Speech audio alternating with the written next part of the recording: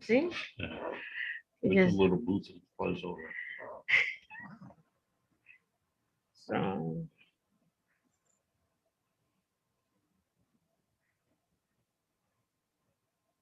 here we go. I Um, actually never knew you could do this I didn't on know foot. either. So until somebody had told me, yeah, there we go. So we're all set. So okay. Welcome to another episode of Amazing Individuals, where we talk to individuals with intellectual disabilities and people that support them. On today's episode, my husband Kurt will be my co host as we interview Eric Min, who is a senior at Northwestern University and serves as the vice president of Northwestern Special Olympics, which is a student organization which is the oldest and longest collegiate chapter of Special Olympics. He helps coach many sports, including track and powerlifting for Evanston Special Rec. Hi, Eric. Thank you so much for coming on my show today. Hello, Lisa, Kirk. Nice to see you guys again. Yeah. Could you please tell our listeners where you're from and what made you decide to study at Northwestern? Of course. So yeah, hi everybody. My name is Eric. I am originally from Columbus, Ohio. So just about 6 hours driving east of here. Um, I guess what I love my hometown of Ohio, but one of the main reasons I came to Northwestern was that it was far enough away from Ohio that my parents couldn't come visit me all the time. But other than that, Northwestern is a fantastic school. Um, when I toured, I thought the campus was beautiful. I think I at least take the Lake Phil for granted. Absolutely love spending time there. Chicago is absolutely amazing, such a great city and being so close. But another great thing was actually just the quarter system that Northwestern had. Um, it's I think it's really underrated, and I would say some students actually dislike it. But for me, I majored in econ and was pre-medicine, so that combination is probably not possible, or would be a lot harder at semester-based schools. And so Northwestern just kind of fit every single category, made academics easy. The academics are challenging, right? But the scheduling was easy, and a great location, and really enjoyed my time here at Northwestern. Oh, that's good. So, and out of all the student organizations, why was Special Olympics the one you chose? Yeah, so I think I joined spring quarter of my freshman year, so maybe about 3.5 years ago. One of my friends, Monisha, actually told me about it, and I want to say it was a volleyball site that we went to first. Um, and at the time, I had nothing. I never actually was involved in anything related to Special Olympics before, but I decided to go, and I would have to say it was probably one of my favorite experiences of that entire year, just of my entire Northwestern career so far as a freshman. Um, I think there's it's an amazing group of people, and it was so easy to talk to all the coaches or Northwestern students, and even easier talking to all the athletes. Um, it's just the most inviting community that you could possibly be a part of. And over the years, I would say that it's so much fun to actually go there and just take a break from all the classes.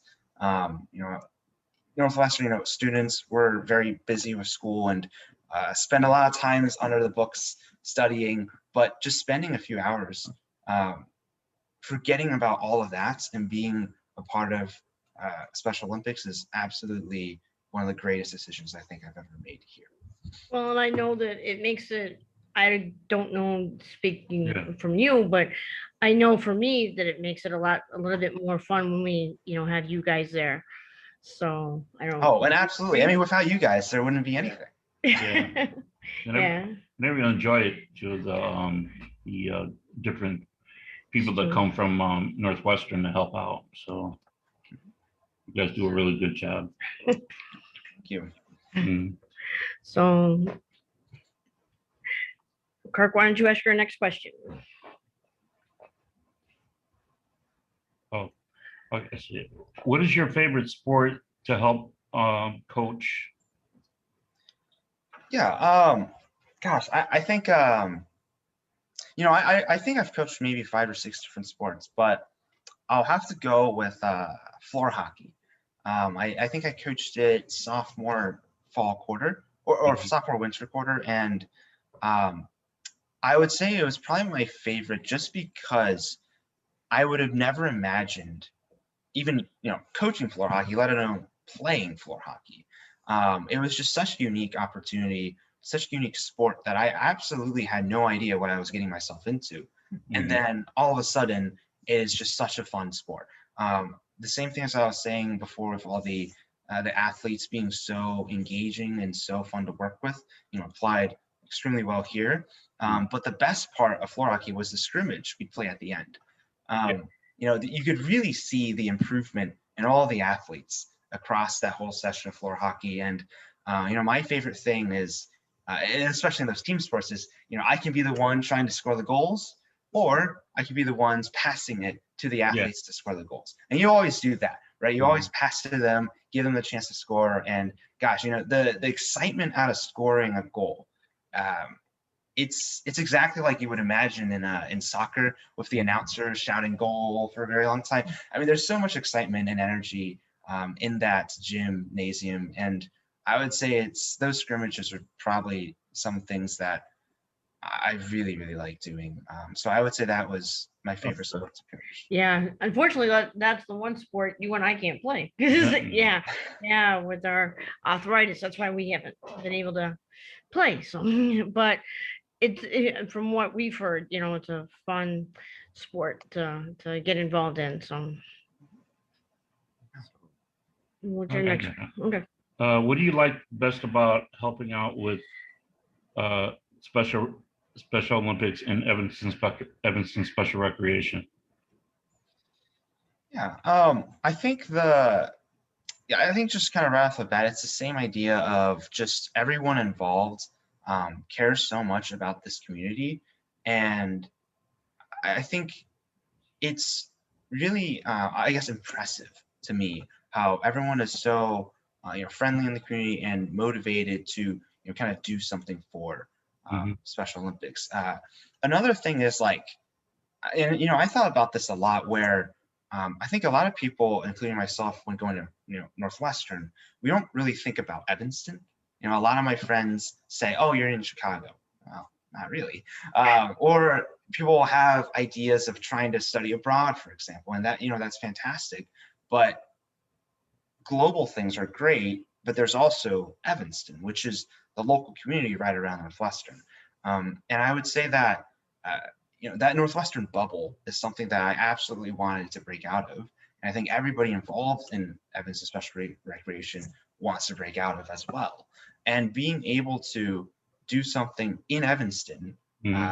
that is not connected to Northwestern necessarily in terms of like the people that we interact with was something really special and something very unique that not I would say many opportunities I had here um, did. And so I would say that being able to do something locally has been really great here. Well, and I think it's also helps us too, because then we can see you guys outside of sports and outside of school. Because like if we run into what is it? If we run into you like at Starbucks or Yeah, or wherever, at the farmers market all those times. Yeah. yeah. So like you Yeah. like seeing people at Starbucks. Yeah. I So know. so yeah, so it kind of helps and to have that kind of what is it that relationship outside of sports too with if you guys weren't part of that, I don't think we would have that as much. Mhm. I mean, there's our relationship that we have with our coaches, but like with Leonard and Matt. But then there's also the other relationships like what we have with you guys too. So, Mhm. uh, Absolutely. so over the past 4 years, what have you learned from all of the athletes? Oh boy, I mean, there's a lot of things I could say here. I guess I'll just start with this idea that I think every athlete, um, or even just Special Olympics as an organization, focuses a lot on individual improvements. And I think our world, especially in, kind of my lens of going to Northwestern initially, is so much focused on competition and just trying to be, the best. And unfortunately, I think that mindset is really prevalent. Whereas in Special Olympics, and with all the athletes, the mindset is very much, can I just be a better version of myself? Can I just show improvement over 2, 3, 4 weeks? Can I be a better version of who I was a month ago? And I think that aspect of just focusing on self-improvement, and a good example of this was in track and field, when they would have all those, or sorry, in basketball, when they had all those skills tests. At the end of the day, you're just trying to improve. I mean, sure, it's nice to be the best, have the best basketball skills in the region, but the main mission is just show your own improvement there. So I think that is absolutely a huge thing. I would also just say this idea of kind of motivation, or just, I guess, baseline, just always being happy of being there. I don't know what it is about all the athletes, but they're always so excited to be at Special Olympics. And it's, I think, at least for me, it's hard to just always put on a smile, especially through classes and through a lot of work. But every time at Special Olympics, you kind of forget about everything, and you're just willing to be there right in the moment and have the best time you can. And I think every athlete is so good at doing that, that I've learned that sort of ability and applied it to other things that I do, where I'm just in that moment enjoying it as much as I can. And so I don't know if I can ever answer this question fully, but I'll at least say those two things to go with. That makes sense, yeah, because like you feel the same way, right? Yeah, because like now that he has to walk with a cane, right? You at least at least you can still do track and field and some other stuff. So, and it's not like, because like every time we go to practices or even competitions, we just, we just try to do our best, and and and I know it's going to take time for me to get over this injury, but it's like, at least I'm doing the bench press, and I'm doing really well at it. And then you always have a good attitude about it too, and at least it still keeps you active. So absolutely. I mean, coming back from injuries, tough. And Kirk, I say you're doing a great job at it. And I always say, when what keeps me going is the oath. It's like, you never lose, you're always a winner. But a lot of people don't see it that way. A lot of people think that, well, I should have got the gold, and and it's like, it doesn't work that way. I always go by the oath, and I'm happy for whatever I come in, and I've been doing that a long time, and so, and I've got the hardware to prove it, but my thing now is that I'm giving back, after, because I'm only doing certain sports. Powerlifting and flag football are two of my favorite sports right now. And track. And track, and I'm coming back to that slowly, but I'm getting there. Yeah. So Eric, what is some of the things you'll take away from, your experience with working with Special Olympics and our team in particular? Yeah, I think, just so Special Olympics, at Northwestern works a lot on sending all of our volunteers to these sites to work with, these amazing athletes. And I would say that, a lot of our role as well as, certainly I enjoy all the opportunities that Special Olympics offers, but we want to share this with other people. We want to make sure that there's always a bunch of people doing this and knowing about this sort of hidden gem of, I wouldn't say it's hidden, gem of Northwestern. And, there's always a great number of people that, are super interested in doing this. And to me, it's always amazing, kind of the reactions of new volunteers as Northwestern students, to Special Olympics. And one thing that I thought about, like with track in particular, is that I think Special Olympics, or that sort of interest in it, drives sort of people from all different backgrounds. Like in our car that we took to track this past quarter, I think we had like I'm pre-med in econ. We had philosophy, literature, psychology, all these different engineering, like all these different majors. And when you look at across like the entire organization, you basically have everything settled. I mean, journalism, music, everything. And it's I think a lot of organizations are very interest specific or major specific. And I think Northwestern Special Olympics is not like that at all, where people from all different backgrounds converge into Special Olympics. And I think that really just speaks to how this is something for everybody, and everyone can be involved in it. So that sense of bringing everyone together is something I'll absolutely take away. Well, that's good. That's kind of, Mhm. and it kind of helps, I think, you guys, take a break, like you said, from your studies and, and kind of gives you a sense of, you know, a purpose, not purpose, but maybe a sense of, volunteerism or, helping out your community, not just, doing it with school or something. So, And it definitely does give us a purpose. I mean, I it's so much fun, and you feel like you actually are doing something like meaningful. um, Okay. If you could give any advice to people on how to interact with individuals with intellectual disabilities, what would it be? Um, Gosh, that's a tough question. I guess just kind of, at least this is the way I would probably approach it. I think the first thing is to realize like that the intellectual disability doesn't define the person. It's not a label for the person, and at the end of the day, they're not an individual with intellectual disabilities. They're an individual. They're a human, and so however you would treat another human, those same principles must apply to everybody. And so I think at the very basic level is having that sort of respect for them. You absolutely must view them as just peers, as equivalents. So what if they have an intellectual disability? That is not how you should define them, and you got to treat them with full-on respect. I think in thinking back at some of my interactions, I would say what really helps is patience.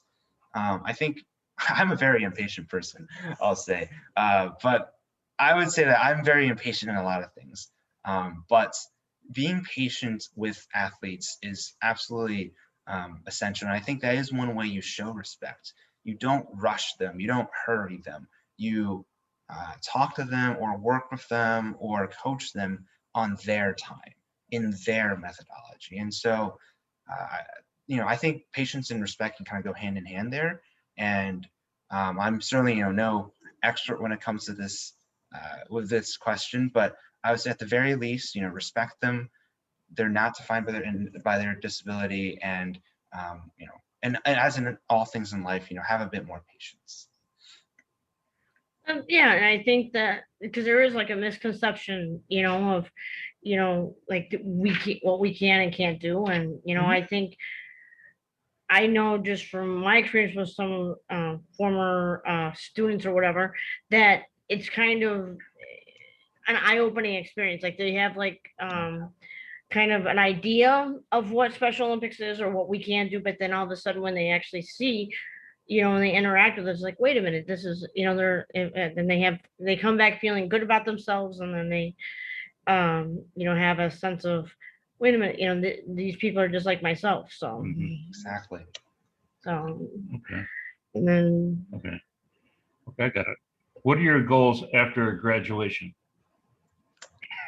This is the question every senior dreads. No. Um, I am pre-med, so I am fortunate enough to be attending medical school this fall. So in about 120 or so days, I will be on the path to becoming hopefully a surgeon, but a doctor of some form. Mhm. Um, I think, in whichever med school that I'm going to, I'm still deciding between a handful. But I actually had Ohio State's second look day a few hours earlier today. And that was really great. But so yeah, and I'd be super happy to go there for med school.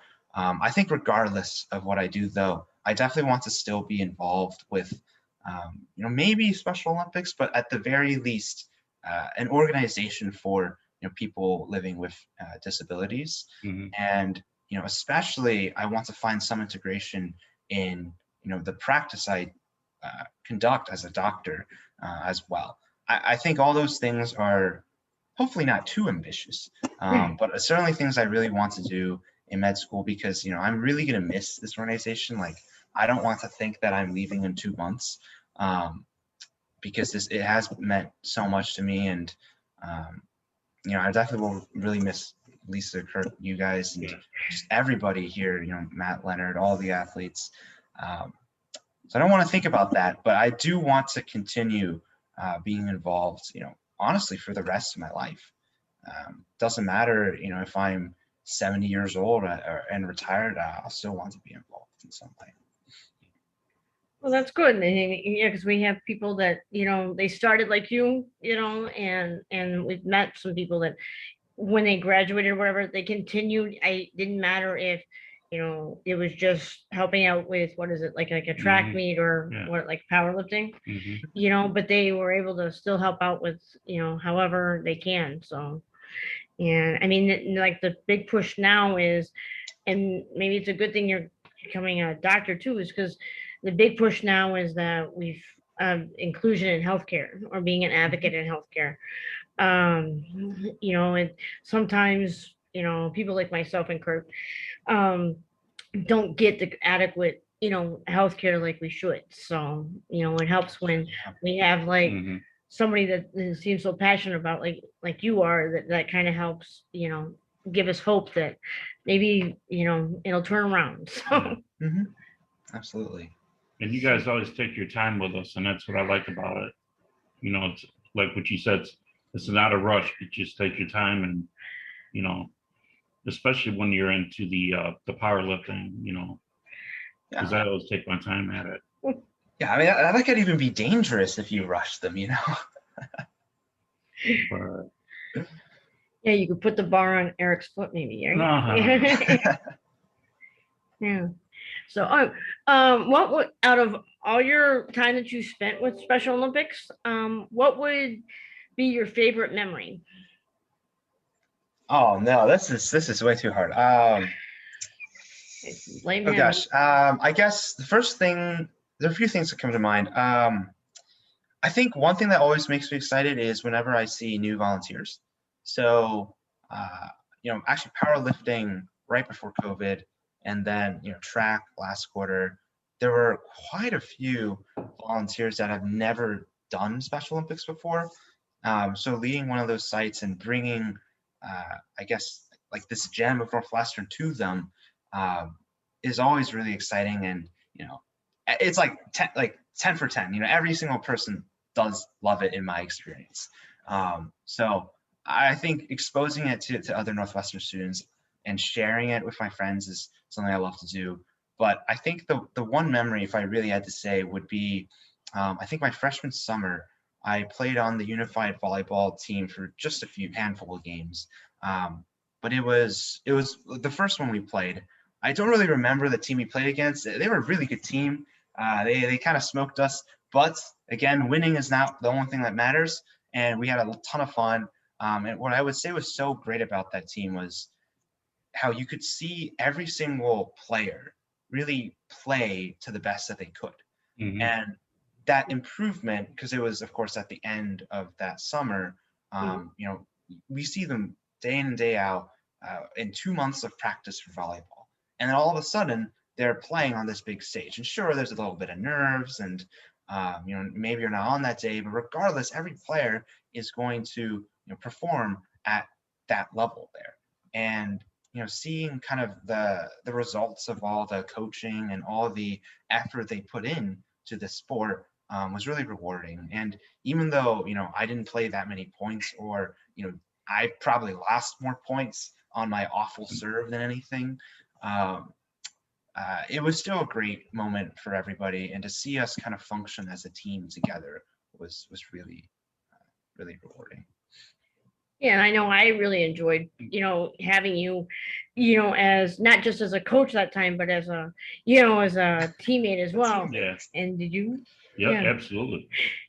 And so, I mean, and like you said, it kind of proved that, we don't have to, be the best at what we do as long as, we have a good time and right and we enjoy it. So, Mhm. so And you always walk away a winner, whether you win, it doesn't make any difference if what you come in, you're still a winner regardless. And that's what took me through the years. And I'm still doing that. But Absolutely. Kirk, we should capture that quote in one of those picture frames and then frame it up on the wall. That's exactly right. I think I'll do that and send it to you. I love to see it. Oh, But yeah. yeah, too bad we couldn't get you to do the polar plunge before you left though. So, gosh, yeah, I did see the videos of it, but yeah, that would have been cool to all do it in person.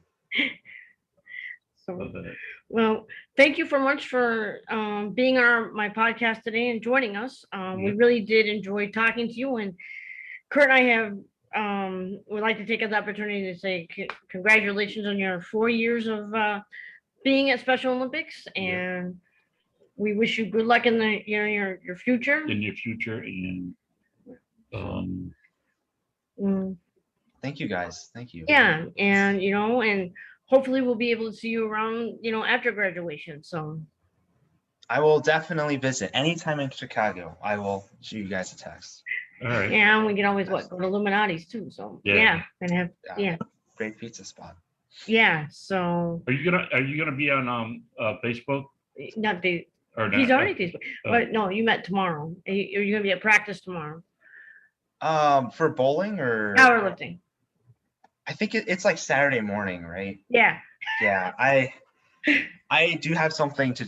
I have plans for that Saturday morning. I have No, to no, it's help okay. out with a few equipment things on campus, but I will be back there at powerlifting next Thursday, and then of course Okay. track on Tuesday. Yeah. Yeah, we'll definitely see you there. So, Mhm. but yeah, I thank you for For all you do. Yeah, all you do, and thank you for agreeing to do this today. Yep. So Absolutely, it was great talking to you guys too. Thanks for having me as a guest. Absolutely. anytime, and Yep. you're more than welcome to come back. So, just before I end this for everybody, I just want to make sure to remind people to get their vaccine, and just remember to stay healthy and stay safe. And remember that people with intellectual disabilities can live successful lives just like everyone else.